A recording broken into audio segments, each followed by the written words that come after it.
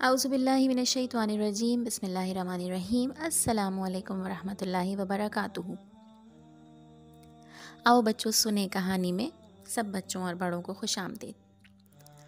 تو آج کے دن ہم ایک بہت خوبصورت کتاب سننے کا آغاز کریں گے جس کا نام ہے محمد عربی۔ محمد عربی صلی اللہ علیہ وآلہ وسلم ایک سیرت کی کتاب ہے جس میں آپ صلی اللہ علیہ وآلہ وسلم کی زندگی کو اور اس کے سارے واقعات کو بہت خوبصورت انداز میں اور بہت دلچسپ انداز میں لکھا گیا ہے، اور مجھے امید ہے کہ آپ کو اس کو سننا بہت اچھا لگے گا۔ تو انشاءاللہ ہر ہفتے جہاں ہم ایک ویڈیو آپ کی کہانی کی اپلوڈ کیا کریں گے، وہاں پر ایک ویڈیو ہم محمد عربی کی بھی اپلوڈ کیا کریں گے، اور یقیناً انشاءاللہ مجھے پوری امید ہے کہ جتنا آپ لوگ بےتابی سے کہانی کے منتظر ہوں گے، اس سے زیادہ بےتابی سے آپ اس کتاب کو سننے کے منتظر ہوں گے۔ تو آئیے اس کو شروع کرتے ہیں۔ محمد عربی ایک عربی کتاب ہے جس کا مطلب عربی زبان میں لکھی ہوئی کتاب ہے جس کو پڑھ کر اس سے متاثر ہو کر عنایت اللہ سبحانی نے اس کو اردو میں لکھا ہے۔ اس کتاب کا پہلا باب ہے ہوتی ہے سحر پیدا۔ اچھا، جب ہم اس کتاب کو شروع کرتے ہیں تو یہ کتاب وہاں سے حضرت ابراہیم علیہ السلام کے واقعات کے بعد سے شروع ہوتی ہے، تو ضروری ہے کہ ہم بہت مختصر انداز میں اس کو دہرا لیں کہ حضرت ابراہیم علیہ السلام کی دعوت کیا تھی۔ ٹھیک ہے، آپ سب کو پتہ ہے کہ حضرت ابراہیم علیہ السلام کی دعوت کیا تھی، کہ وہ لوگوں کو ایک خدا کی طرف بلاتے تھے۔ آپ کو پتہ ہے کہ انہوں نے اپنے والد سے اور اپنی قوم سے یہی کہا تھا کہ آپ لوگ بتوں کو مت پوجا کریں بلکہ آپ ایک اللہ کی عبادت کیا کریں۔ اس کے بعد حضرت ابراہیم اور حضرت اسماعیل علیہ السلام نے مل کر خانہ کعبہ کی تعمیر کی، یہ بھی آپ کے علم میں ہے۔ اور پھر حضرت ابراہیم کی اولادوں میں بہت سارے انبیاء آئے، یہ بھی آپ کے علم میں ہوگا۔ لیکن ہوا یہ کہ مکے کے لوگ اور عرب کے لوگ جب بہت لمبا وقت گزر گیا تو انہوں نے بھی شرک کرنا شروع کر دیا۔ تو مکے میں شرک کی ابتدا کیسے ہوئی، آج ہم یہ پڑھیں گے۔ دین ابراہیمی عرب میں زیادہ نہیں ٹھہرا، پورے ملک میں پھر بت پرستی پھیل گئی، لوگ خدا کے ساتھ بتوں کو پوجنے لگے، ان کو خدا تک پہنچنے کا وسیلہ سمجھنے لگے۔ ان کا عقیدہ تھا کہ یہ خدا کے ساجھی اور ہمارے سفارشی ہیں، یہی حاجت روا اور مشکل کشا ہیں۔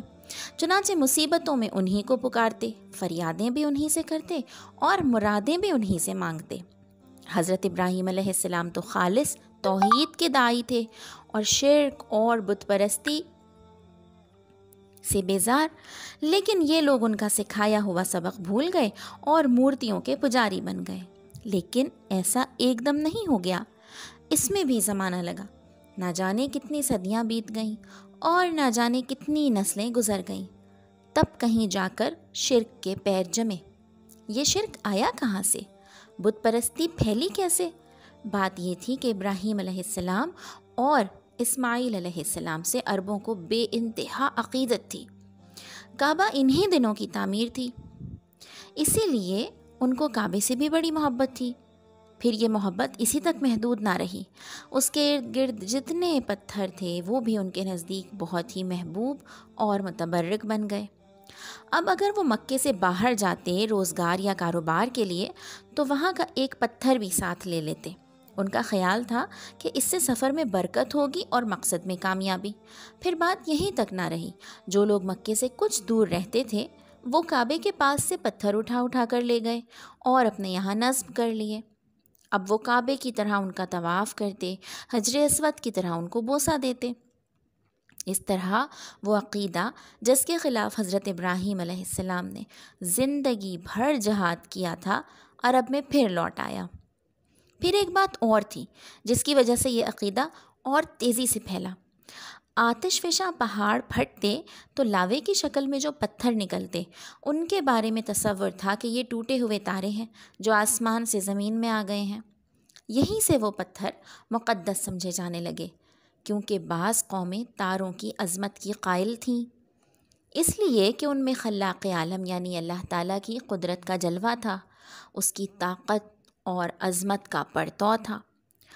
چنانچہ جن پتھروں کے بارے میں انہیں گمان ہوتا کہ یہ ستاروں سے ٹوٹے ہوئے ہیں، ان کو بہت متبرک سمجھتے اور بے انتہا تعظیم کرتے۔ پھر عظمت کا یہ تصور اور آگے بڑھا اور اب ان کی پوجا بھی ہونے لگی۔ نسلوں پر نسلیں گزرتی رہیں، یہاں تک کہ یہ عقیدہ بالکل پختہ ہو گیا۔ اب کوئی بھی پتھر مل جاتا جو خوبصورت اور سڈول ہوتا، یا جس کی ساخت میں کچھ نیاپن ہوتا، یا کسی مخلوق کی شکل سے متشابہ ہوتا، اس کی عظمت ان کے دل میں بیٹھ جاتی اور وہ اسے پوجنے لگتے۔ پھر ایک قدم اور آگے بڑھے، اب وہ پتھروں کو خود تراشتے، اپنی پسند کے مجسمے بناتے، جس بزرگ یا دیوتا سے چاہتے منسوب کر دیتے اور جو دل چاہتا نام رکھ لیتے۔ پھر ان کو ایک جگہ نصب کرتے اور پوجنا شروع کر دیتے، عقیدت اور محبت میں ان پر نذرانے چڑھاتے، ان کے نام کی منتیں مانتے۔ ان کا خیال تھا کہ اس طرح وہ دیوتا اللہ کے یہاں سفارش کریں گے، بگڑے ہوئے کام بنا دیں گے اور آخرت میں ذریعہ نجات ہوں گے۔ مکے میں سب سے پہلے جو بت داخل ہوا اور پھر خانہ کعبہ کے سامنے نصب ہوا وہ ہبل تھا۔ اس کو لانے والا شخص عمرو بن لحی تھا۔ یہ کہیں سفر کر رہا تھا، راستے میں ایک مقام سے گزر ہوا، دیکھا لوگ مورتیاں پوج رہے ہیں۔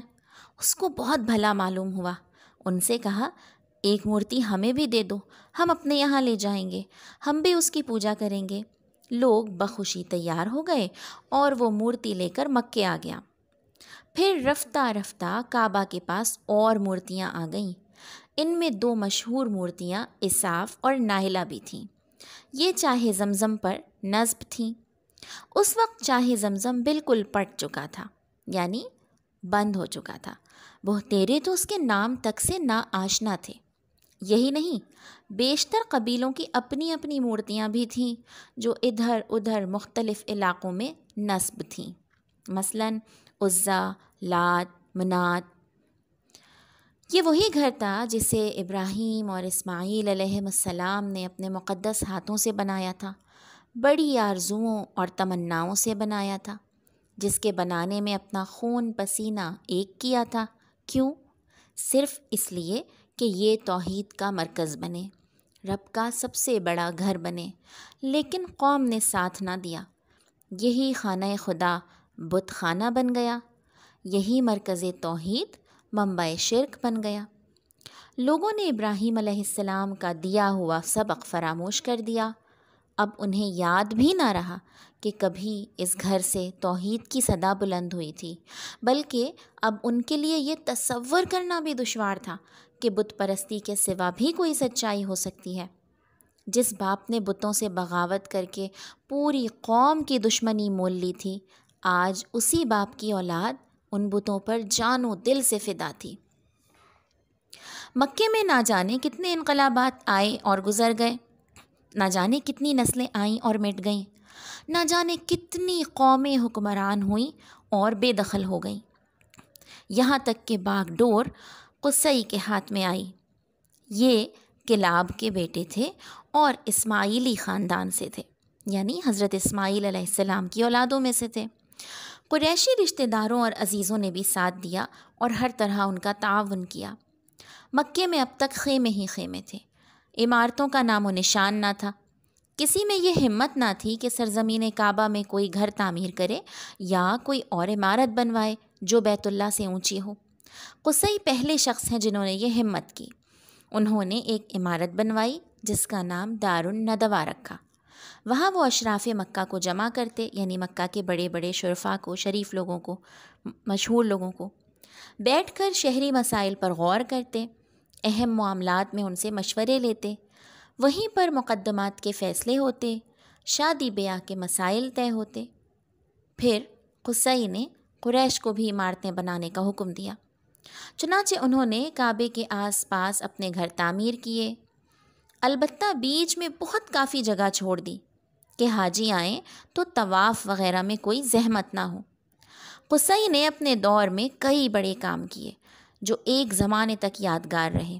مشعر حرام انہی کی ایجاد ہے جس پر حج کے دنوں میں چراغ جلتے تھے۔ انہوں نے تمام قریش کو جمع کیا اور تقریر کی، بھائیو، خانہ کعبہ کی زیارت کے لیے حاجی کہاں کہاں سے آتے ہیں، سینکڑوں ہزاروں میل کے فاصلے طے کر کے آتے ہیں، بھائیو ان کی میزبانی کرنا تمہارا فرض ہے۔ پھر اس سلسلے میں انہوں نے 2 عہدے قائم کیے۔ ایک کا نام تھا سقایا، اس کا کام تھا کہ حاجی آئیں تو ان کے لیے میٹھے پانی کا انتظام کرے۔ چاہے زمزم پٹ چکا تھا، اس لیے پانی کمیاب تھا، بہت دور سے لانا پڑتا۔ نبیذ وغیرہ کا اہتمام بھی اسی شعبے کے سپرد تھا، جو عربوں کی خاص چیز تھی۔ دوسرے عہدے کا نام تھا رفادہ۔ قریش نے ایک سالانہ رقم مقرر کی، اس سے منی اور مکے میں حاجیوں کی ضیافت کی جاتی۔ اسی شعبے کے ذمے اس کا انتظام تھا۔ خانہ کعبہ سے متعلق بھی ایک عہدہ قائم کیا اور اس کا نام حجابہ رکھا۔ جو اس عہدے کا ذمہ دار ہوتا وہی کعبے کا کلید بردار ہوتا۔ کعبے سے متعلق سارے کام اسی کے سپرد ہوتے۔ کوئی کعبے کے اندر جانا چاہتا تو پہلے اس سے اجازت لیتا، اس کی اجازت کے بغیر اندر جانا منع تھا۔ یہ تینوں عہدے عربوں کے نزدیک بہت محترم تھے۔ بعد میں ان عہدوں کو اتنی اہمیت حاصل ہو گئی کہ اگر کسی کو ان میں سے کوئی عہدہ مل جاتا یا کسی عہدے میں دوسرے کا شریک ہو جاتا تو ماری خوشی کے پھولا نہ سماتا، سمجھتا گویا کسی اقلیم کی بادشاہت مل گئی ہے۔ قصی نے ان سارے عہدوں کو اپنے لیے مخصوص رکھا۔ یہ عہدے تو حج اور کعبہ سے متعلق تھے۔ ان کے علاوہ اور بھی کئی عہدے تھے جو سب قصی کے ہاتھ میں تھے۔ پھر جب قصی بوڑھے ہو گئے، ساری ذمہ داریوں کا بار اٹھانا دشوار ہو گیا تو یہ تینوں عہدے عبدالدار کے سپرد کر دیے۔ یہ قصی کے سب سے بڑے بیٹے تھے۔ بعد میں یہ عہدے عبدالدار اور ان سے ان کے بیٹوں میں منتقل ہو گئے۔ تو جناب، یہاں پر پہلا حصہ ختم ہوتا ہے۔ اگلی ویڈیو میں تو آپ ایک مزاحیہ کہانی سنیں گے، لیکن اس سے اگلی ویڈیو میں یعنی کہ اگلے ہفتے کی دوسری ویڈیو میں انشاءاللہ آپ محمد عربی سے کا اگلا حصہ سنیں گے، اور اس حصے میں ہم دیکھیں گے کہ حضرت عبد المطلب کون تھے، حضرت مطلب کون تھے، اور ان سے پہلے ہاشم کون تھے، اور حضرت عبداللہ کون تھے، اور پھر حضرت عبداللہ کی نوجوانی میں ایک بہت خاص واقعہ پیش آیا تھا۔ وہ کیا واقعہ تھا؟ تو انشاءاللہ ہم آپ کو اگلے ویڈیو میں یہ ساری باتیں بتائیں گے۔ جب تک کے لیے اللہ حافظ، اور جانے سے پہلے پھر میں آپ سے یہی کہوں گی کہ اپنی پسند کی کتابیں اور کہانیاں اور مصنفین کا نام کمنٹس میں لکھنا مت بھولیے گا۔ اگر آپ نے چینل کو سبسکرائب نہیں کیا تو اس کو سبسکرائب بھی کیجیے، اور اگر آپ کو ویڈیو اچھی لگی تو اس کو لائک بھی کیجیے۔ اللہ حافظ۔